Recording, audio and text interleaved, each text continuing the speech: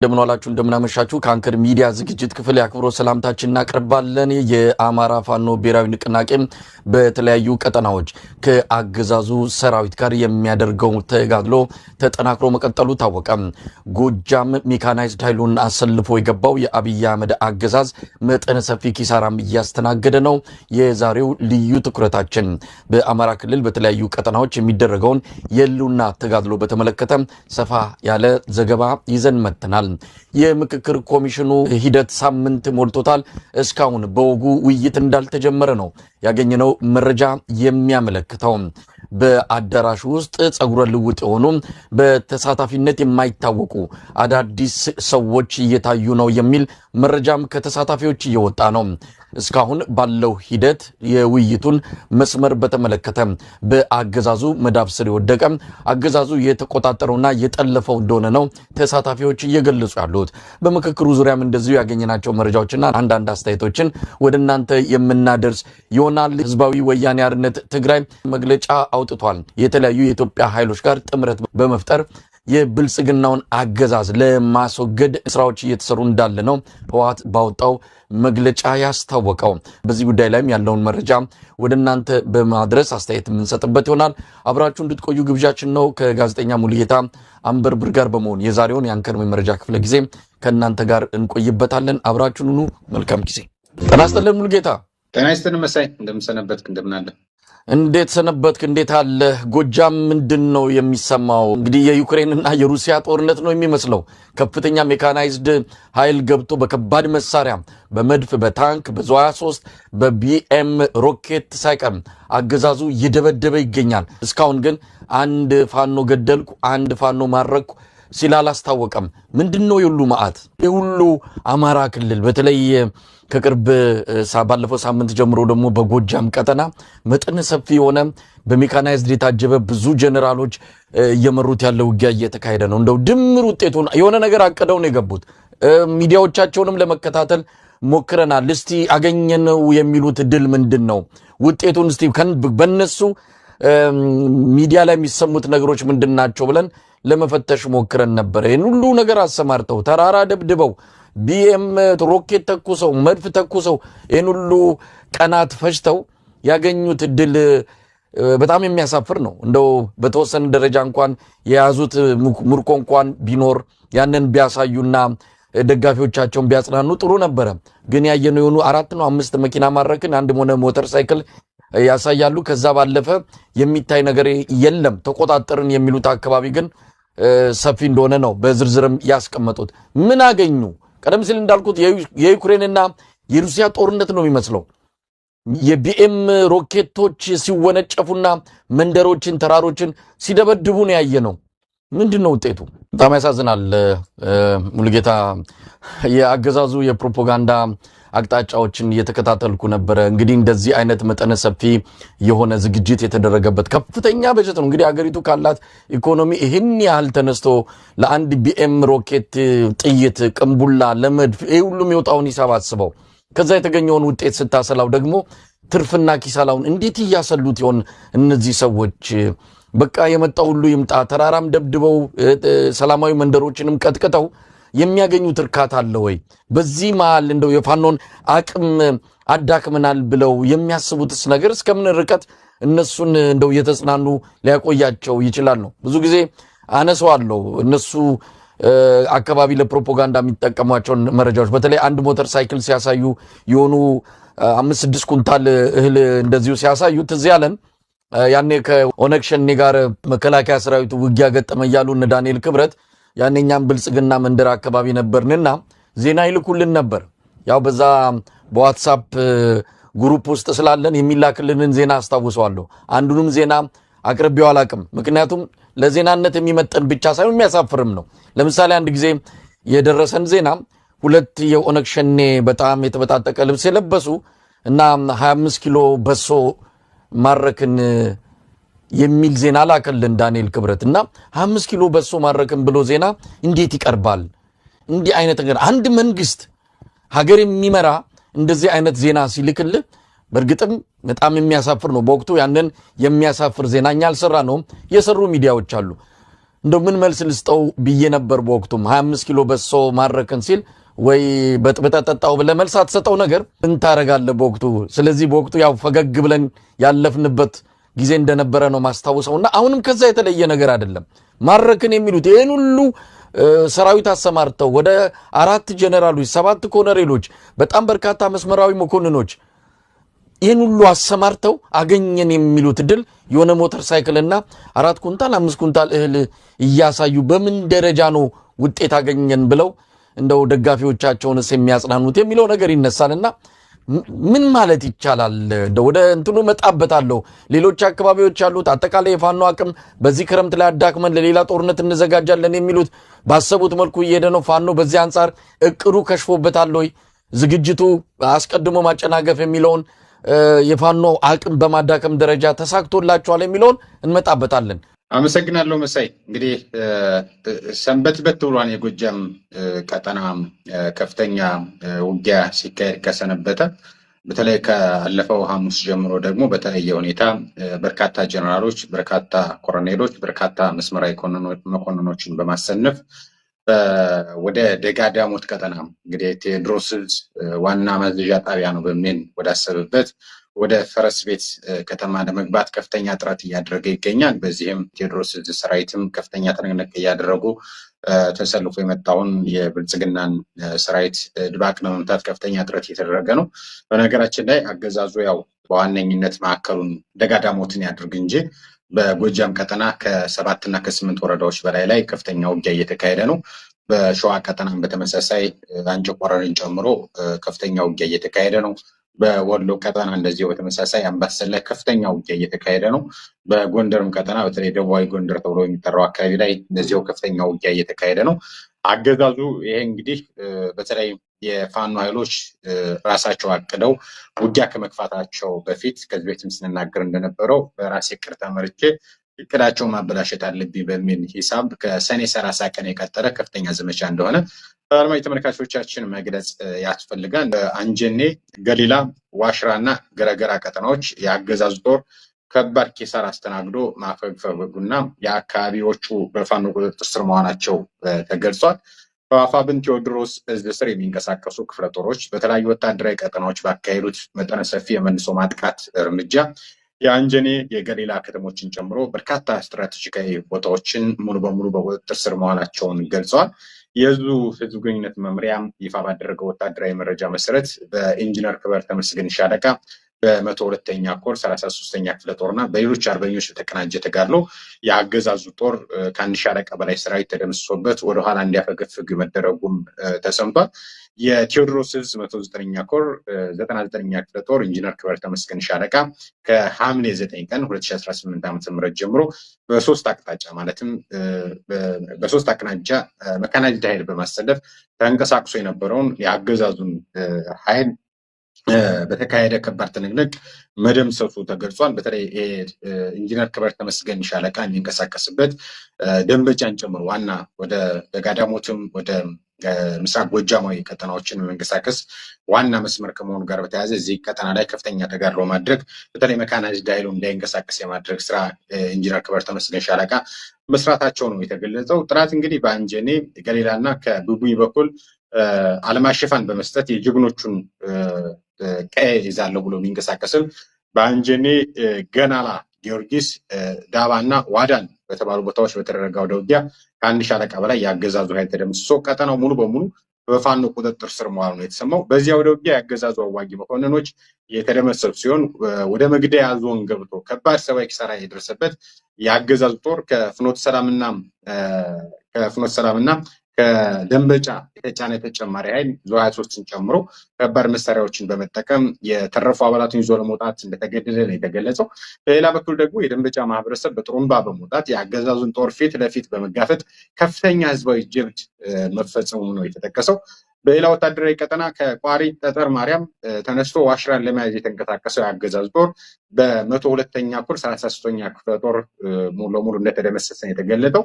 ትናንት ምሽት በገረገራ ከፍተኛ ኪሳራ አስተናግዶ የነበረው ሰራዊት ከቋሪት ተጨማሪ ኃይል አግደልጥሎ ወደ ዋሽራ ቢገባ በወንዳወክና በዮሐንስ አለማየሁ አርበኞች በተሰነዘረበት በእጅ ውጊያ አቅሙን አጥቶ ወደኋላ እንዳፈገፈገ ተገልጿል። በተጨማሪ 102ኛ ኮር 33ኛ ክፍለ ጦር ከፈጸመው ድንገተኛ ማጥቃት በተጨማሪ ጎንጂ ቆለላ ገረገራን በወገን ቁጥጥር ስር መዋል እንደተቻለ ነው የተገለጸው።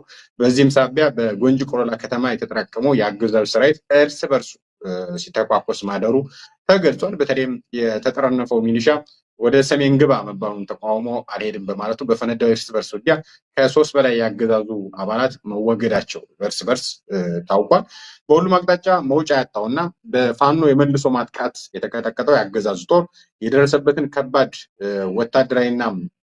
ወታደራዊ ኪሳራ ለመበቀል በንጹሃን አርሶ አደሮች ላይ ያነጣጠረ ጥቃት እንደፈጸመ የተሰማው ሰራዊቱ መድፍ 23 107 ሮኬት በመጠቀም ከህፃናት እስከ አዛውንቶች ያሉ ሰላማዊ ሰዎችን ከእርሻ ቦታቸው ከቤታቸው በመውጣት የከባድ መሳሪያ ድብደባና ጭፍጨፋ ማካሄዱ ተገልጿል። በዚህም አንድ ህፃን ጨምሮ በርካታ ሰዎች እንደተገደሉ ተሰምቷል። ይህ በእንዲህ እንዳለ እንግዲህ በናዝሬት በተካሄደ የብልጽግና አገዛዝ ግምገማ መድረክ ላይ ወደ ሰሜኑ ጦርነት ስንሄድ ሙሉ ሚሊሻና አድማ ብተና ወደ ፋኖ ስለሚቀላቀል መሳሪያቸውን ተቀብለን በምክንያት መደምሰስ አለብን የሚል ውሳኔ መተላለፉን የቴዎድሮስ እዝ ከውስጥ አገኘሁት ባለው መረጃ ይፋ አድርጓል። እንግዲህ ቴዎድሮስ እዝ አክሎም አድማ ብተና ሚሊሻው በአገዛዙ ስራ ከመበራቱ በፊት አስቀድሞ ወደ ህዝቡና ወደ ህልውና ትግሉ እንዲቀላቀልም እዙ ጥሪ አቅርቧል ማለት ነው። በጎጃም ቀጠና ሆነ ያሉት ሁነቶች እነዚህ ይመስላሉ። አገዛዙ መድፍ ዙ 23 107 ሮኬትን ጨምሮ ወደ ህዝብ እየተኮሰ ነው። የፋኖ አርበኞችን መያዝ አልቻለም።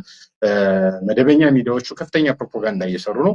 ቀጥረኛ የሆኑት አዲስ የተገዙት ደግሞ ዩቲዩበሮችን ጨምሮ በጎጃም አገዛዙ ከፍተኛ ድል እንዳገኘ በፕሮፓጋንዳ የበላይነት ለማግኘት ከፍተኛ ጥረት እያደረጉ ታይቷል። ነገር ግን አርበኞቹ ዛሬም ከፍተኛ መስዋዕትነት እየከፈሉ የአገዛዙን ጦር እየደመሰሱ እንደሆነ ታውቋል። እንግዲህ በዚህ በፊትም ስንናገር እንደነበረው መሐመድ ተሰማ ከፍተኛ የሆነ አደጋ በህዝብ ላይ ደቅሟል። በአብይ አህመድ ለመታመን ሲል ህዝብ ሊጨፈጭፍ ይችላል። ስለዚህ ማህበረሰቡም ከልጆቹ ጋር በጋራ ጥምረት በማድረግ ይህን ገዳይ ሰራዊት የማስቆም ስራ ታሪካዊ ኃላፊነት አለበት ስንል ነበር፣ በሚዲያውን ጨምሮ።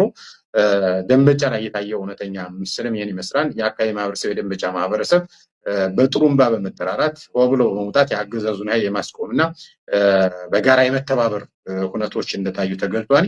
ሌላኛው እንግዲህ የውጊያ ቀጠና ወደ ወሎ ቤት አማራ ሚኒሊክ ህዝብ በሚንቀሳቀስበት ቀጠና ነው የሚያመራው። እንግዲህ በአምባሰል ወረዳ የ23ኛ ክፍለ ጦር አርበኞች ከ70 በላይ የአገዛዙ ሰራዊት መደምሰሳቸውን 51 ክላሽንኮቭ መማረካቸውን አስታውቀዋል። በዚህም 2 ከፍተኛ የአገዛዙ አዛዦች መደምሰሳቸው ተገልጿል።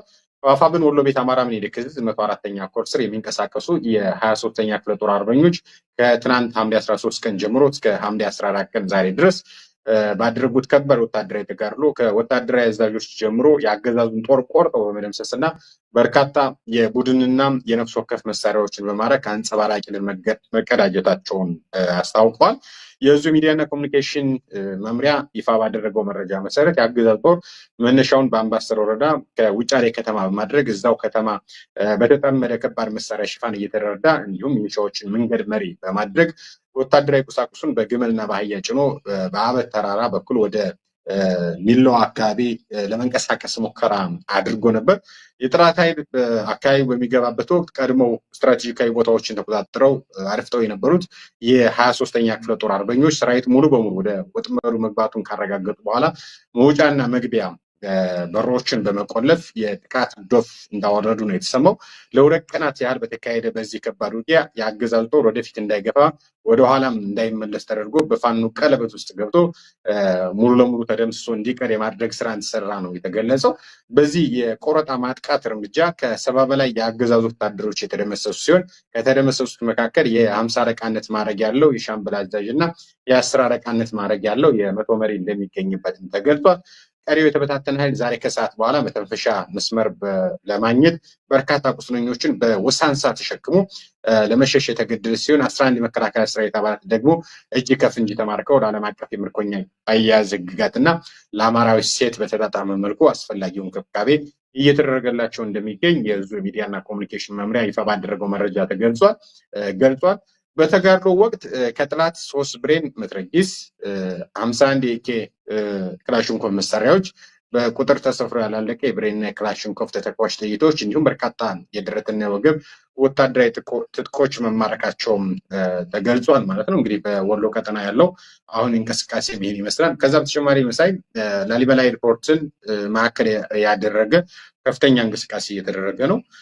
በተለይ በዛሬው ዕለት አንቶኖቭ አውሮፕላን ላሊበላ ኤርፖርት ላይ እንዳሳረፈ የምስል ማስረጃዎችም ወጥተዋል። ከዛ በተጨማሪ ደግሞ ከዚህ በፊት ላሊበላ ኤርፖርት እና ላሊበላ ከተማ ዙሪያ የድሮን ማዝዣ ጣቢያ አልነበረም። ነገር ግን የሰሜን ኃይሎች እየገፉ ነው፣ ጥምረቱ ጥምዶ እያለሱ የሚጠራው ማለት ነው፣ ጥምረቱ እያሰጋኝ ነው በሚል ላሊበላን ቅዱስ ላሊበላ ከተማን ማዕከል በማድረግ ከባድ መሳሪያዎችን የድሮን ጥቃቶችን ለመፈጸም ከፍተኛ ዝግጅት እያደረገ እንደሆነ ከውስጥ የደረሱን መረጃዎች ያመለክታሉ። በቀጣይ ቀናት እዚህ ቀጠና ላይ አሁንም የተጠናከረ ውጊያ እንደሚኖር ካሉት ወታደራዊ እንቅስቃሴዎች መረዳት ይቻላል ማለት ነው። በሌላ ወደ ሸዋ ቀጠና ነው የምናልፈው። በነጎድጓድ ክፍለ ጦር በተካሄደው የአንጨቆረር ከተማ ውጊያ የተማረኩ አካላትና ወታደራዊ ቁሳቁሶችን አሁን ከመሸ የዙ የህዝብ ግንኙነት መምሪያ ኃላፊ ይፋ አድርጓል ማለት ነው። የሸዋ ጠቅላይ ግዛት አሳምነው ዕዝ ይፋ አድርጓል። በሸዋ ጠቅላይ ግዛት አሳምነው ዕዝ አጼ ዘርዓ ያዕቆብ ስር የሚንቀሳቀሰው ነጎድጓድ ክፍለ ጦር በዛሬው ጠዋት በአንጨቆረር ከተማ በአገዛዙ ኃይል ላይ በወሰደው የተቀናጀ እርምጃ የአገዛዙን ጅምላ ተጋላቢ የሚሊሻ አባላት በመደምሰስ አመርቂ ድል መቀዳጀቱ ይታወሳል። አሁን ከሰዓት በደረሰን ተጨማሪ ወታደራዊ መረጃ መሰረት በዚያ ወደ ውጊያ በቁጥጥር ስር የዋሉ የአገዛዙ አባላትና የተማረኩ የጦር ቁሳቁሶች ዝርዝር ይፋ ተደርጓል።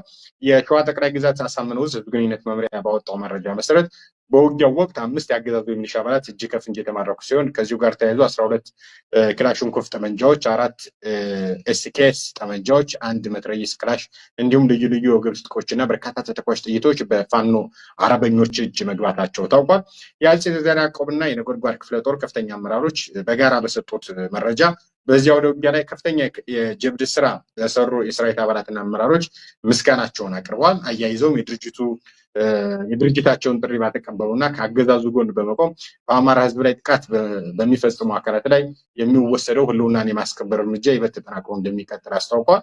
በትናንትናው ዕለት ልዩ ኦፕሬሽን በመስራት ፋኖን ከድቶ ወደ አገዛዙ ገብቶ የነበረና የአገዛዙ የሆነ ወረዳ ምክትል ጸጥታ ምናምን ኃላፊ የነበረ አንድ ግለሰብ እንደዚሁ በልዩ ኦፕሬሽን መደምሰሳቸውን በትናንትናው ዕለት ይፋ አድርገዋል። እዚህ ቀጠና ላይ ያለው አሁናዊ የፋኖ እንቅስቃሴም ጠንካራ የሚባልና በተለይ በመረጃና ደህንነት የተጠናከረ ስራ በመስራት አስደናቂ ጀብድ እየፈጸሙ እንደሆነ መረጃዎች ከሚወጡት መረዳት ችለናል። ሌላኛው መረጃ የሚያመራው ወደ ወለጋ ቀጠና ቢዛሞ ዕዝ በሚንቀሳቀስበት አሁናዊ ሁነት ነው። በጉቶ ጊዳና ስቡ ስሬ ወረዳዎች የአንሻ ሰይድ ዕዝ ክፍለ ጦሮች በተቀናጀ መብረቃዊ ጥቃት 2 ከተሞችን በመቆጣጠር ድል መቀዳጀታቸውን አሁን ከመሸ ወደዚህ ፕሮግራም ከመግባታችን በፊት ይፋ አድርገዋል። በአፋብን ወለጋ ቢዛሞ አንሻ ሰይድ ዕዝ ስር የሚንቀሳቀሱት የጌጤ ግርማ መብረቅ ክፍለ ጦር፣ የአበጀ ጥበቡ ነበልባል ክፍለ ጦር፣ የአንገር ጉትን ክፍለ ጦርና የታፈረ አለሙ ሳተናው ክፍለ ጦር ከዕዙ ምክትል ጦር አዛዥ እና ከክፍለ ጦር አዛዦች ጋር በመናበብ በምስራቅ ወለጋ ዞን በሚገኙ 2 ወረዳዎች ላይ መጠነ ሰፊና የተቀናጀ የከተማ ሽምቅ ውጊያ በማካሄድ አንጸባራቂ ድል መቀዳጀታቸውን አስታውቀዋል። እንግዲህ የዕዙ የህዝብ ግንኙነት መምሪያ ባወጣው መረጃ መሰረት እርምጃ የተወሰደው በምስራቅ ወለጋ ዞን ጉቶ ጊዳ ወረዳ ልጎ ቀበሌና በስቡ ስሬ ወረዳ መርካቶ ቀበሌ ለበርካታ ወራት ካምፕ በማድረግ በሰላማዊ ሰዎች በሃይማኖት አባቶችና ገበያተኞች ላይ አሰቃቂ ጥቃት፣ ዘረፋና ግፍ ሲፈጽም በቆየው አገዛዙ ጥምር ጦር ላይ መሆኑን ነው ያስታወቁት። ዛሬ ከንጋቱ 11 ሰዓት ጀምሮ ከኦኬ ሪፖርት በ4 እና በ5 ኪሎ ሜትር ርቀት ላይ በሚገኙ መርካቶና ልጎ ከተሞች ላይ በአራቱም ክፍለ ጦሮች በጋራ ባካሄዱ መብረቃዊ የከተማ ሽምቅ ውጊያ የአገዛዙን ምሽጎች ሰብረው በመግባት 2ቱንም ከተሞች በሙሉ በቁጥጥር ስር መዋላቸውን አስታውቀዋል። እስከ ቀኑ 5 ሰዓት ድረስ ለ6 ሰዓት ያህል በተካሄደው በዚህ ከባድ ውጊያ የአገዛዙ ጥምር ጦር ሙትና ቁስለኛው ዝርክርክ ወደ ኢኬ ከተማ መፈርጠጥ የተገደደ ሲሆን ሽንፈቱን ለማድበስበስም በኦኬ ከተማ ከባድ መሳሪያዎች ማለትም መድፍ፣ ዙ 23 ሞርታር በመጥመድ ሰላማዊ ሰዎች የሚኖሩባቸውን ከተሞች እንደደበደበ ነው የተሰማው።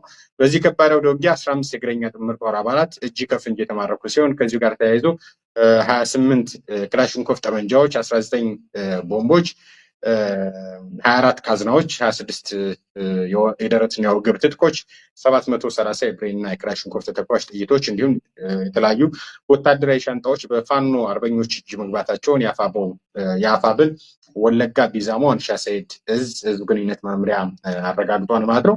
በጎንደር ቀጠናም ውጊያ እየተደረገ እንዳለ እናውቃለን። ዝርዝር መረጃዎች አልደረሱና እነሱ መረጃዎችን በሚደርሱ ጊዜ ወደ አድማጭ ተመልካቾቻችን እንደምናቀርብ መግለጽ እፈልጋለሁ። አሁን ያሉት የፋኖ መንደር መረጃዎች እነዚህን ይመስላሉ።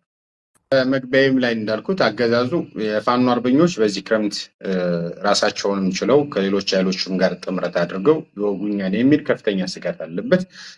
የፋኖ ኃይሎች ጠንካራ መሆናቸውን አገዛዙ የሚያውቃን፣ ሌሎች ኃይሎችም በተደጋጋሚ የመሰከሩት ጉዳይ ነው። ስለዚህ ፋኖች ከማሰባቸው በፊት ወደ ጥቃት ከመንቀሳቀሳቸው በፊት እቅዳቸውን ማበላሸት አለብኝ በሚል የጀመረው ውጊያ እንደሆነ አድማጭ ተመልካቾቻችን